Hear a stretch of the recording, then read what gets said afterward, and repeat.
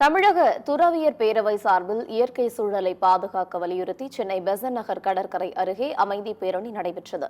தமிழ்நாடு அரசு மாநில சிறுபான்மையினர் ஆணையத்தின் தலைவர் சோஜோ அருண் தலைமையில் நடைபெற்றது. இந்த பேரணியில் 200க்கும் மேற்பட்ட துறவிகள் கலந்து கொண்டனர். இதைத் தொடர்ந்து செய்தியாளர்களை சந்தித்த சோஜோ அருண், இயற்கை வளங்கள் பாதுகாக்கப்பட்டு தமிழ்நாட்டு வளங்கள் தமிழ்நாட்டு மக்களுக்கே சேர வேண்டும் என்ற உறுதிப்பாட்டை எடுக்கும் பேரணியாக இது அமைந்திருந்தது என்று குறிப்பிட்டார். சிறுபான்மையினர் நலனுக்காக பல்வேறு முயற்சிகளை தமிழக அரசு மேற்கொண்டு வருவதாகவும் அவர் தெரிவித்தார். அதாவது இயற்கை வளம் தமிழ்நாட்டில் பாதுகாக்கப்பட வேண்டும் என்பதில் சிறுபான்மை மக்கள் மிகவும் அக்கறையாக இருக்கிறார்கள்.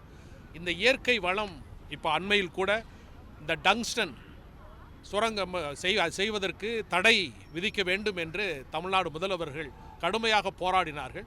போராடி வெற்றி பெற்றிருக்கிறார்கள். எல்லா இடங்களிலும் இயற்கை வளம் பாதுகாக்கப்பட்டு தமிழ்நாட்டினுடைய வளங்கள் எல்லாம் தமிழ்நாட்டு மக்களுக்கே அது சேர வேண்டும் என்கிற ஒரு உறுதிப்பாட்டை எடுக்கிற ஒரு பேரணியாக இது இருக்கும்.